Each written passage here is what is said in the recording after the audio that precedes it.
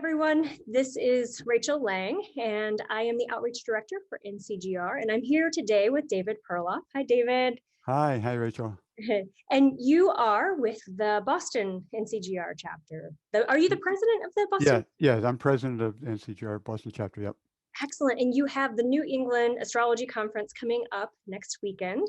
Right. And so I thought we could have a little conversation about the conference and about your talk on the Sabian symbols. Yep, So tell us a little bit about the conference. Okay. Well, what happened was that, once COVID hit and we realized that we weren't going to be able to meet in person, we started doing meetings via Zoom, with speakers. And then the idea, with some board members, the idea came up of doing something special in the spring. And then, the idea of like doing a conference in person, I think well, first of all, be really daunting because of COVID, but also just logistically pulling off a conference in person is really tricky in terms of hotel reservations and all that. And we thought, well, maybe we could do a conference via Zoom. And my idea was that to keep it short, that is to say, just 2 days, not a lot of speakers. So we have 6 speakers, 3 on one day, 3 on the next. And also part of my idea, which our board members agreed to, is we wanted to keep the prices low so as many people as possible could attend. And then I just started contacting astrologers that I knew who I thought would be good speakers, and everyone said yes. And the only speaker that on our list, well, I'll say the speakers in a second, but Chuto Baba Dasa, also known Alan Elmos, he's the only one I didn't know personally, but I'd heard him speak. I really liked him a lot, and I know a lot of people. He's very popular, so I contacted him. He said, "Sure, I'm in." So that was great. So can I say who the speakers are and their Absolutely, topics? please. We'd love to. We'd love to know. Okay, great. So on Saturday, March 13th, so this is we're going to start 1 o'clock Eastern time. So, everyone will have to adjust it for their own time zone. So 1 o'clock on Eastern time on March 13th, Liz Hazel, she's going to be speaking about Intisha, Secrets in the Mirror. And she wrote a book about Intisha, so she's really an expert on that. And then 2:30, so each talk is an hour and 15 minutes. And then Adam Ellenboss or Shutababa Dasa goes next, and his topic is Mystical Saturn, a Planet for All Ages.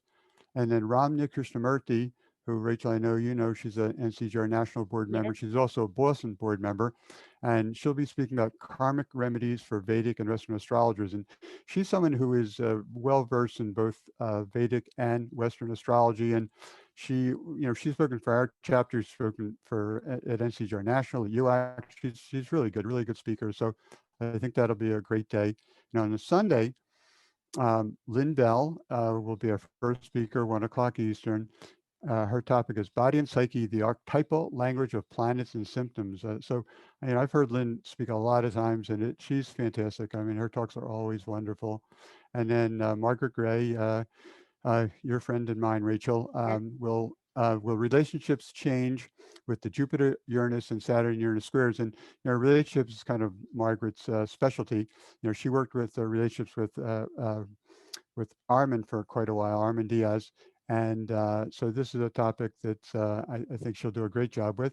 And I'll be the last speaker, and my topic on Sunday will be the origin and applications of the Sabian symbols.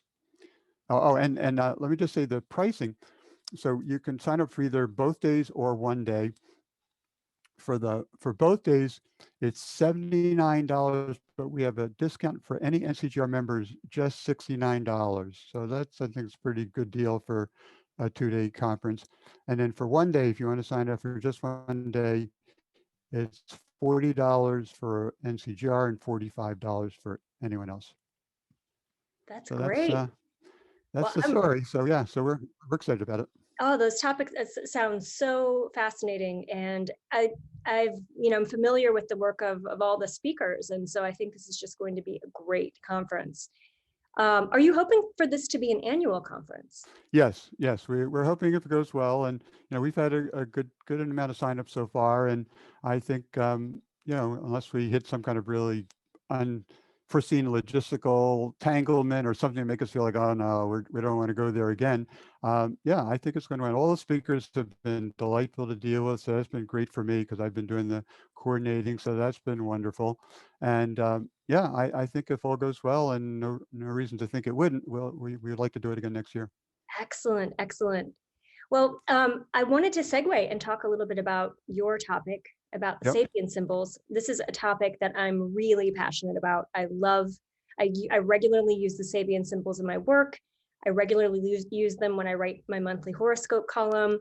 So I am very excited to hear your talk and hear your take on them. So I guess, first of all, how did you discover the Sabian symbols and come to start working with them? All right. Well, so my primary astrology teacher was a woman named Betty Caulfield in Boston, and she was a student of Mark Edmund Jones. So all of I mean, I studied some astrology on my own, but I became really serious about studying astrology with Betty Caulfield. I studied with her for years, and all of her classes always dealt with Mark Edmund Jones topics. So let me just talk a little bit about Mark Edmund Jones. So Mark Edmund Jones was born 1888. He was born under the Neptune-Pluto conjunction at the end of the last century, and there's just an extraordinary group of people who were born with that conjunction. Um, I wrote an article about it in Dell Horoscope magazine, and everyone basically the movers and shakers for the whole first half of the 20th century were born with that conjunction. Charlie Chaplin, Adolf Hitler, Mao Zedong, Ho Chi Minh, Pearl Buck, Agatha Christie, on and on and on and on. Rudolph Valentino, Mae West, President Eisenhower. Just an extraordinary group, and he was one of them. And so Mark Edmund Jones was one of the really biggies of astrology in the middle of the last century. And I found that sort of over time, his work seems to be less, I don't know, less talked about over time. And the thing about Mark Edmund Jones is he's a really fabulous writer, but his writing is a little hard to decipher. And like I think the same is true of Dane Rudhyar. I mean, just two brilliant guys, but both of them, it really takes some effort to to I mean, I feel like with both of them, there's sometimes it's just perfectly clear, and other times it's just a little hard to unlock it. And Betty Caulfield said that she felt that her mission in life was to make Mark Edmund Jones' work accessible to people.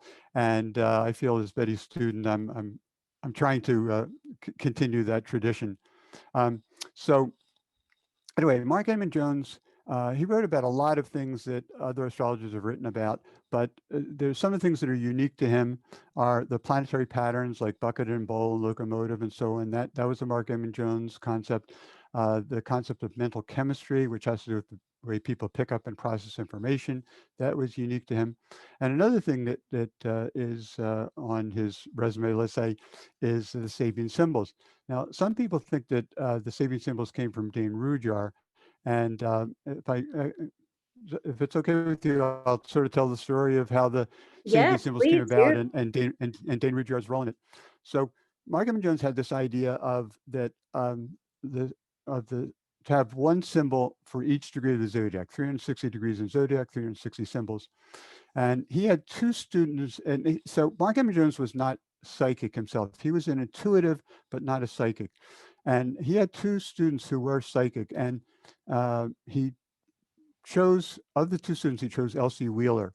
And so Elsie Wheeler, agreed to do this with Mark Edmund Jones, and Mark Edmund Jones' vision was that all 360 degrees, all 360 symbols had to be generated in one day. And if you do the math, I mean, that's a lot of That symbols. is. That's a lot for one day. Well, to complicate it even further, Elsie Wheeler was severely handicapped and she could not walk. So Mark and Jones went to her place, picked her up, lifted her, put her in the car, and they drove to Balboa Park in San Diego. And they found a place. And part of Mark Edmund Jones' vision was he didn't want to be way out in the country. He wanted to be someplace that was, kind of pastoral, somewhat nature-like, but near a city. And Balboa Park. Have you ever been, Rachel? Have you ever been to Balboa Park I in San have Diego? actually. Yes. Yeah, Yeah. It's yeah. beautiful. Beautiful, absolutely fantastic. I mean, even now, I mean, it's just still fantastically uh, beautiful, wonderful place. And so you can imagine what it was like in 1925. So, so what Mark Edmund Jones with Elsie Wheeler, what he did was he took 360 index cards and he wrote all the degrees of the zodiac on one side, and then shuffled them. And then, so it was double blind. I mean, neither of them knew what degree they were talking about. So he would shuffle it, and then Elsie would just sort of go somewhere and come back with an image, and Mark Edmond Jones would write it down. Now, I mentioned that Mark Edmond Jones was an intuitive.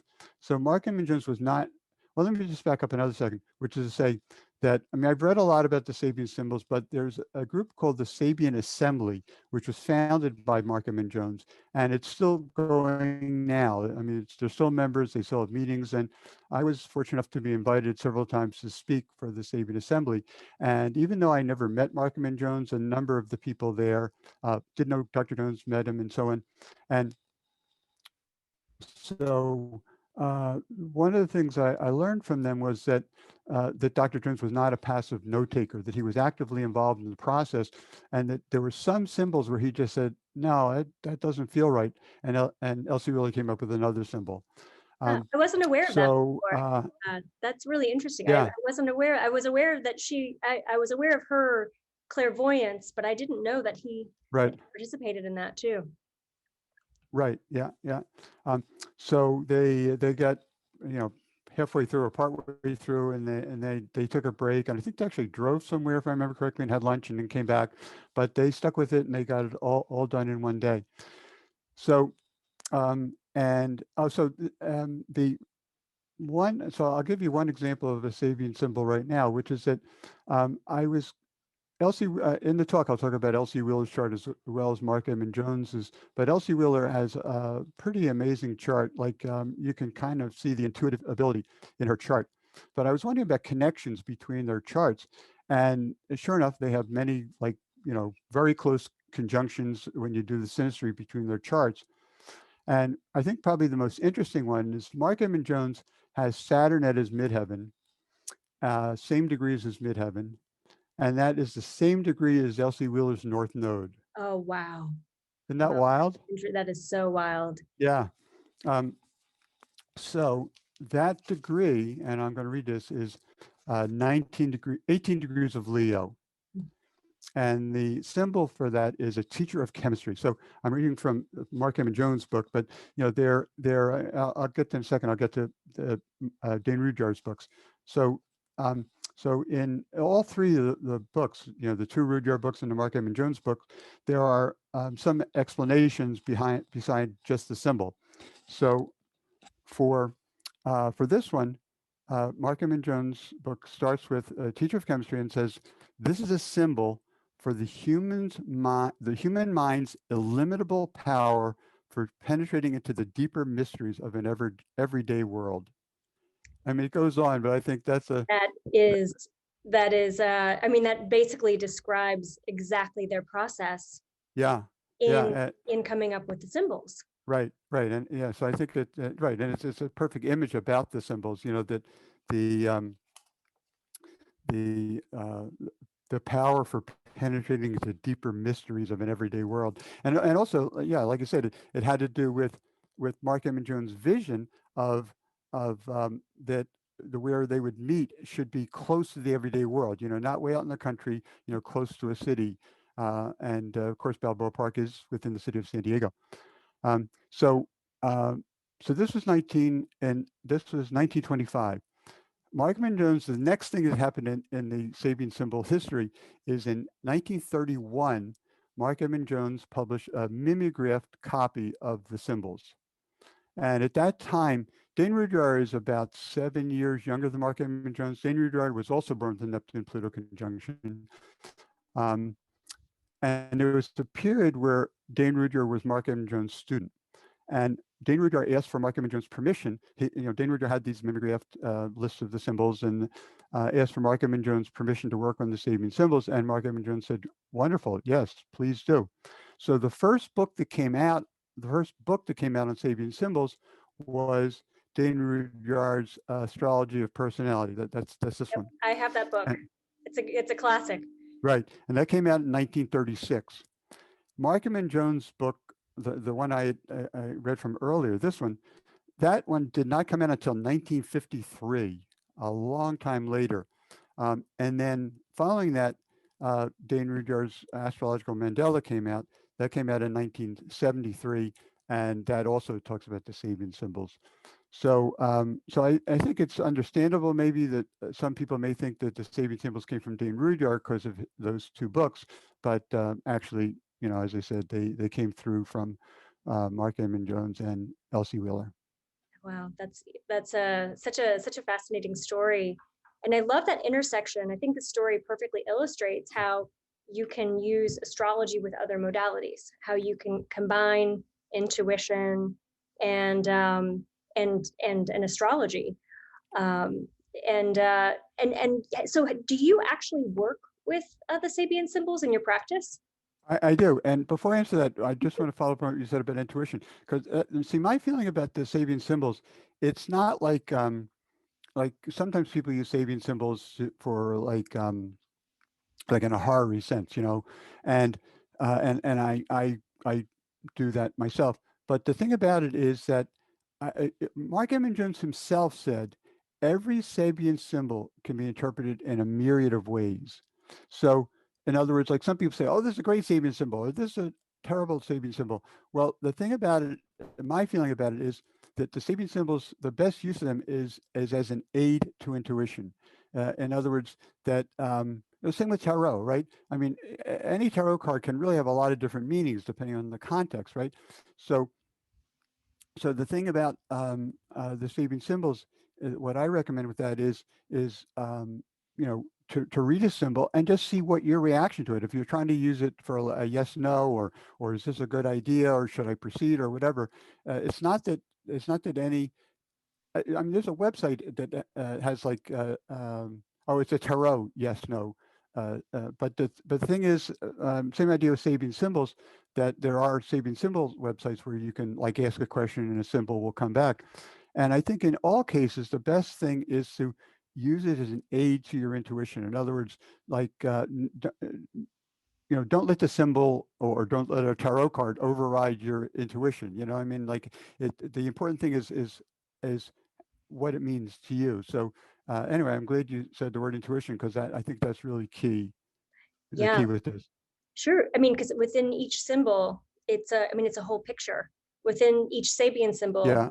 you have an entire story that you can Right. read multi-layer, like you can read the symbolism in a multi-layered way.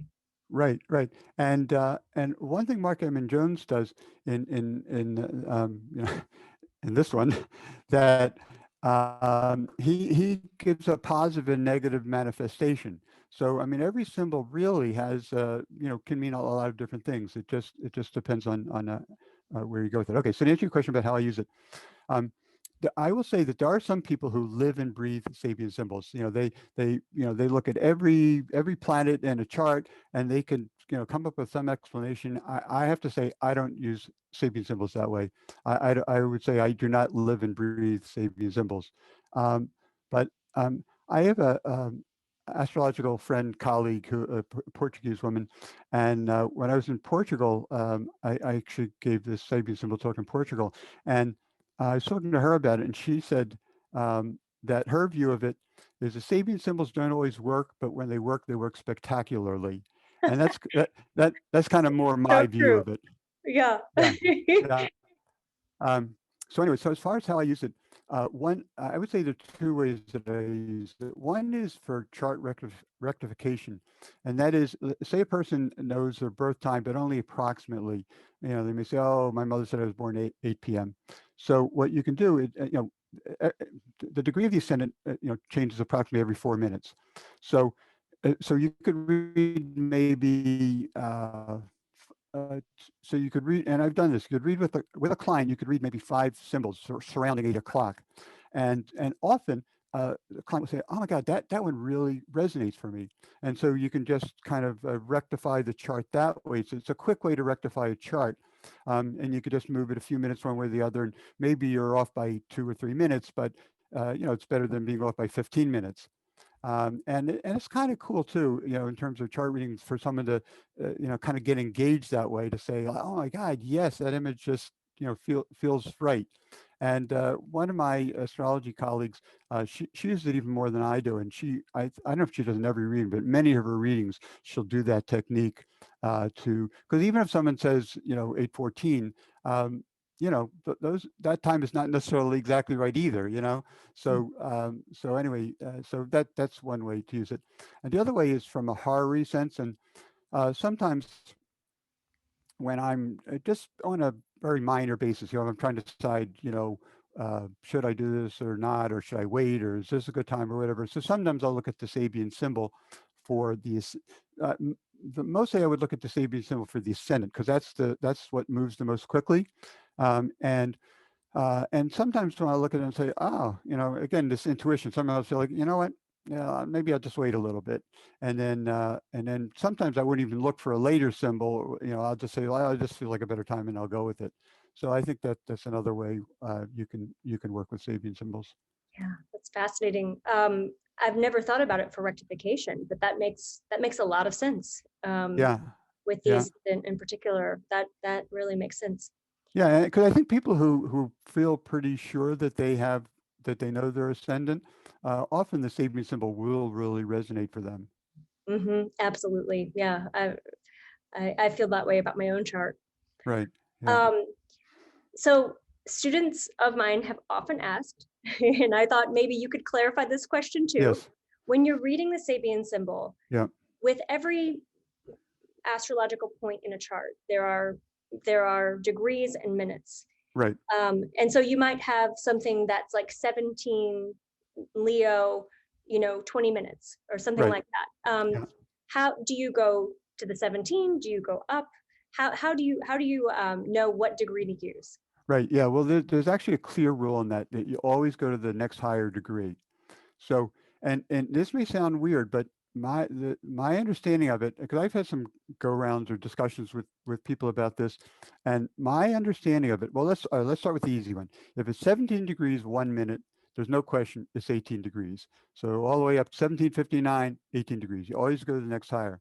Now, if it's 17 degrees 0.0001 minute, that's a little controversial because it's like it sure seems like it's 17, but it seems like most people I've spoken to feel like you go to the next higher degree, and I think maybe there was something that either Rudyard or Mark Edmond Jones, I can't remember, wrote that kind of indicated that that's the way to go. So if I were to sort of have to make like a technical judgment, I'd say even 17 degrees 0.01 minutes, you go to 18. But that's just something you could experiment. Like if you know very very rarely are you just right at 17,000, but if you were, you could just sort of experiment with it and see if one felt better than the other. But anyway, for 99.9% of the times you don't have that, and you just go to the higher degree, because in all these books you will not find in Rudar or Mark Edmond Jones, you will never find a writer for 0 degrees. It's always 1 degree. So that tells you it's always going higher. And in real life, as astrologers, we never have 30 degrees, right? You'll never see 30 degrees in a chart, but all three of the books have write-ups for 30 degrees. So that tells you it's always going one higher. Great. Thank you. Yeah. Excellent. So I think that's all the questions I had. I just wanted to remind everyone that the conference is next weekend, and Yes, this coming weekend. if you want to hear more about Sabian symbols and see some of these charts and or hear any of the other talks, I think this would be such a fantastic conference, and it's really affordable too. So Yeah. No, thanks, Rachel. So our web, if you just do a Google on a search on NCGR Boston, you can find it. Or if you search NEAC, New England Astrology Conference, I'm pretty sure you can find it that way. So there's multiple ways of coming across it. And also, you go to the NCGR Boston, our website, or on Facebook, or the NCGR national website. So maybe these talks will be, in other words, like this recording, that you're going to put that on the national, or someone will put it on the national NCGR yes, Facebook absolutely. page. Yeah. Yeah, and we'll have links. So this will be posted on, this is on YouTube. So we'll have links underneath it as well. So so anyone can follow those links. Yeah, that's great. That's great. Well, Rachel, thanks very much for this. I Well, thank appreciate it. Really, you. I'm really looking enjoyed. forward to it. Oh, great. I've really enjoyed talking, and I hope you'll, many of you will make it to the conference. It'll be great. And really, if you look at the list of speakers, I don't think you'll find a weak speaker in the group, and I think it'll be well worth your time on a Saturday or a Sunday or both. Absolutely. Great. Thank you so much. Great, Rachel. Thank you very much.